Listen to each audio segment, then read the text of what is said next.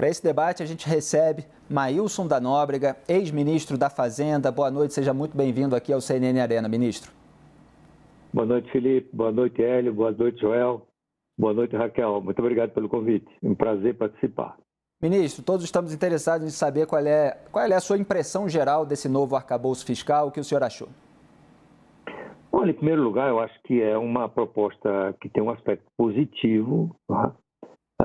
Confirma as preocupações do ministro da Fazenda com a responsabilidade fiscal, tá? Tem uma regra de controle de gastos, como mostrou a Raquel, que é uma demanda para quem examinou este assunto, inclusive eu, né? É preciso ter uma regra de controle de gastos. Não optou por usar a dívida como âncora. Isso não funcionou em lugar nenhum, nem na Alemanha, né? Existe uma regra na zona do euro, segundo a qual os países não podem ter uma dívida maior do que 60% do PIB. Né? E isso até a Alemanha deixou de cumprir, a França, a Itália, o Reino Unido. Por que isso? Porque existem fatores que influenciam a expansão da dívida sobre os quais o governo não tem controle. Por exemplo, a crise mundial, que promova ou que provoque uma desvalorização cambial forte, uma decisão judicial que condena o governo a pagar bilhões em precatórios, uma calamidade que leva o governo à necessidade de assistir as populações atingidas e assim por diante, tá certo? Então, eu acho que a regra do gasto é a melhor regra porque o governo tem controle sobre isso. Muito bem. Isso tudo é viável? Eu diria que existe muito otimismo nesse projeto do governo, sem contar que a regra ela estimula a busca do aumento da arrecadação para poder gastar mais, né? Foi assim no passado do Brasil com diferentes governos. Os superávitos primários no Brasil foram alcançados invariavelmente por aumento de receita e não por corte de despesa. E como a gente sabe da literatura da experiência mundial, os ajustes fiscais mais eficazes, mais favoráveis ao crescimento, são aqueles que são feitos pelo lado da despesa. Outra coisa que eu acho muito otimista é achar que o Brasil vai ganhar ou vai recuperar o grau de investimento que perdeu em 2015.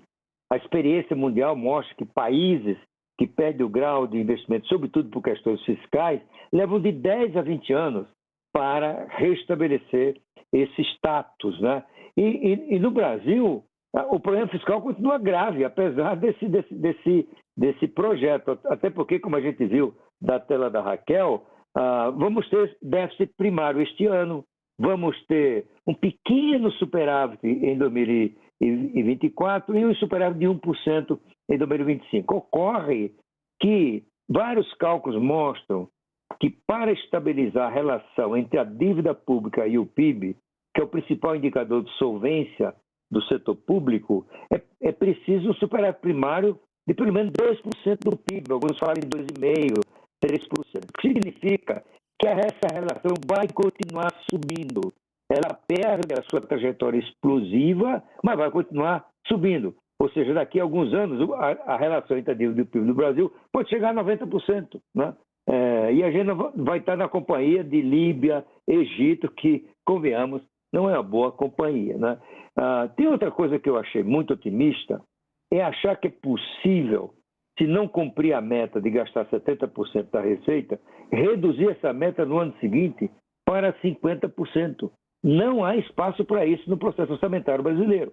Como a gente sabe, entre 93% e 95% do gasto primário do governo federal, isso é, exclusivo dos gastos financeiros, juros e outros encargos, né?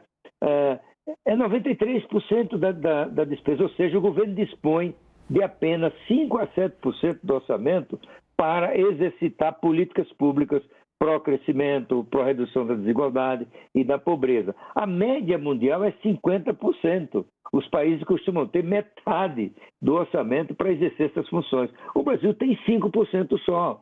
Então, o Brasil continuará sendo, portanto, um país arriscado em questões fiscais. Né? Aí vamos ler, vai reduzir para 50%. Isso significa reduzir no ano 30% do gasto federal.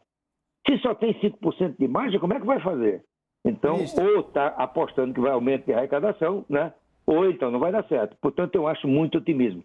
Resumindo, acho que está na direção correta, veio dentro da expectativa de muitos analistas, mas eu acho que tem muito otimismo. E, finalmente, é um programa, ainda não foi aprovado, né? Isso tem que passar pelo crivo do Congresso, tem que lidar com as pressões corporativistas que vão colocar que não deve ter limite para investimento, para ciência e tecnologia, para cultura e assim por diante. Se for assim, o governo não conseguir conter essas pressões corporativistas, o arcabouço fiscal vira uma tábua de pirulitos, cheio de furo, né? Aí voltamos a ter um problema fiscal mais sério, que exatamente o que temos hoje.